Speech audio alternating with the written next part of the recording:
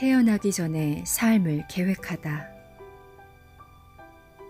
이 생에서의 삶을, 그것도 고통스러운 시련을 태어나기 전에 계획했다는 말은 너무 충격적일지 모르겠다. 그 기분을 나도 잘 알고 있다. 이런 생각은 세상을, 그리고 우리가 이 세상에 온 목적을 아주 새롭고 다르게 보게 한다. 고통스러운 시련을 겪고 있는 사람일수록 이 생각을 받아들이기는 더욱 어려울 것이다. 나 역시 오랜 시간이 걸렸고 많은 단계가 필요했다. 특히 내 삶에서 가장 고통스러운 순간을 대면해야 할 때는 더욱 그러했다. 하지만 그 순간들마다 나는 상처가 치유되는 것을 느꼈다. 분노와 원한이 사라지고 그 자리를 평화와 기쁨이 대신했다. 전에는 힘겹기만 하던 삶에서 아름다움을 보았다. 독자들에게 전생 계획을 모두 이해시키려고 이 책을 쓰는 것은 아니다. 다만 이 책을 읽는 이에게 도움이 되었으면 하는 마음에서 그저 알려주는 것이라 해두자. 이런 관점이 있을 수도 있다고 가능성을 열어두라는 당부만 하려 한다. 이렇게 생각한다고 어떤 이득이 될지 그에 대해 꼭 확실한 답을 얻어야만 하는 것은 아니다. 그저 이렇게 묻는 것으로 족하다. 만일 그 말이 맞다면 어떻게 되는 걸까? 내가 정말 태어나기 전에 이 경험을 계획한 것이라면 나는 왜 그랬을까? 이런 질문을 던지는 것만으로도 삶의 시련에 새로운 의미가 생기고 자기 발견의 여정이 시작될 수 있다. 그 여정에는 영성이나 초물리학에 대한 어떤 믿음도 필요하지 않다. 오직 자신의 성장에 대한 관심과 지혜를 얻고자 하는 마음만 있으면 된다. 나는 이 책을 마음으로 읽기를 권한다. 마음은 머리보다 더 높은 형태의 암, 더 위대한 지혜를 준다. 지적인 분석이 줄 수 있는 것에는 한계가 있다. 영원한 영혼인 당신이 이번 생을 계획했을 때 중요한 것은 머리가 알게 될 것이 아니었다. 그보다는 물질계에서의 삶으로 인해 생길 여러 감정을 경험하는 것이 당신에게 중요한 문제였다. 감정을 경험하는 데는 시련만큼 효과적인 도구가 없는데 그 감정이란 기실 영혼이 진정한 자기를 아는데 꼭 필요한 것이다. 감정은 머리로는 온전히 이해될 수 없다. 오히려 머리는 장벽이 된다. 많은 의미에서 삶이란 머리에서 가슴으로 옮겨가는 여행이다. 우리가 삶의 시련을 계획하는 것은 바로 이 여행에 박차를 가하기 위해서이고 다친 마음을 깨트려 열기 위해서이며 그리하여 마음을 더 깊이 이해하고 그 가치를 더 잘 알기 위해서이다. 마음의 문을 열어 이 책에 실린 이야기들과 그 이야기에 담긴 영적인 의미를 이해할 수 있도록 해주는 열쇠는 바로 공감이다.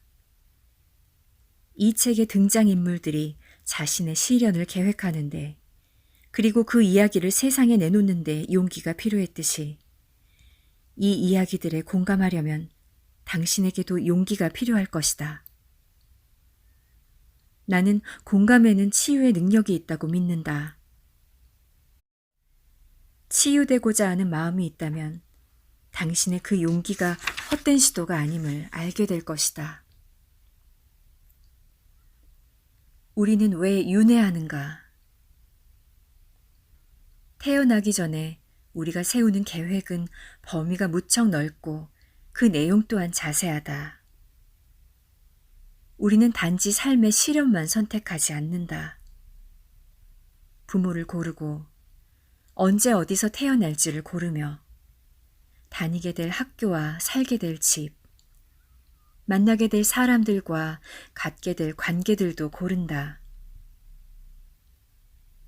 방금 만난 사람인데 어디선가 본 듯한 친숙한 느낌을 받는다면 그 느낌이 틀리지 않을 것이다.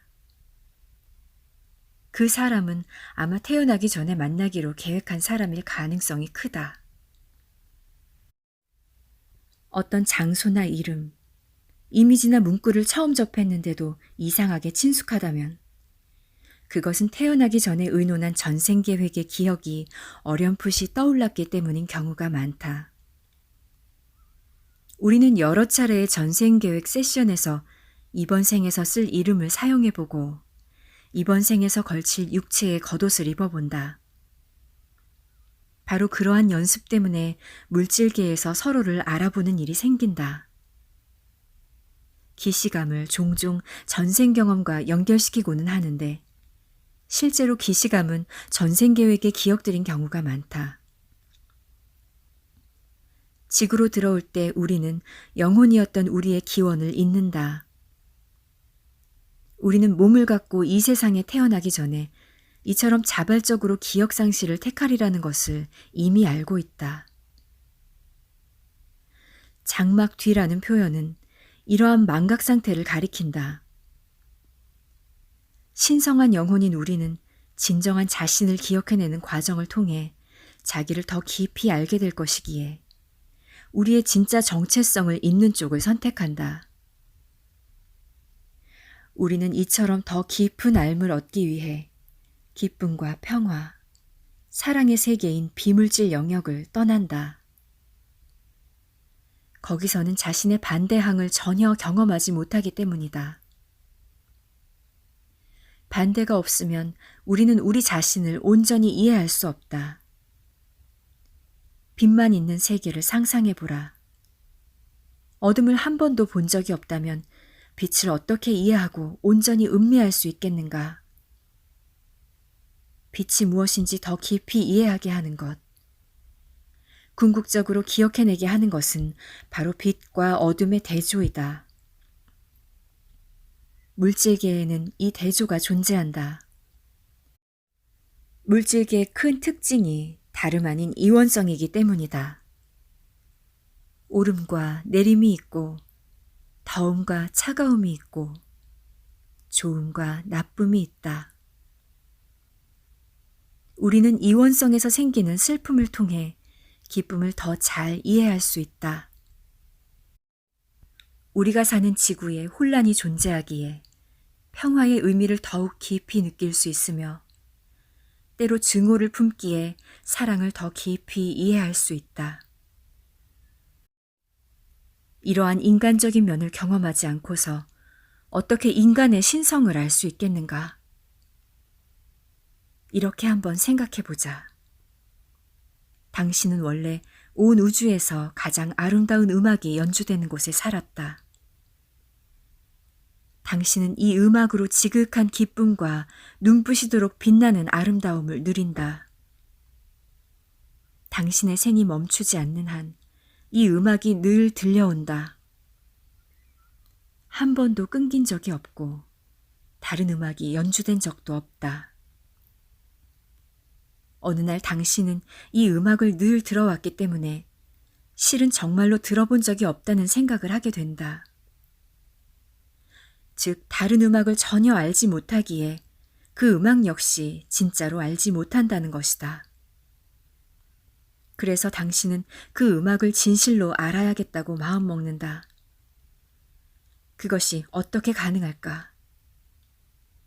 첫 번째 방법은 그 태초의 집에서 들리던 음악이 전혀 없는 곳으로 가는 것이다.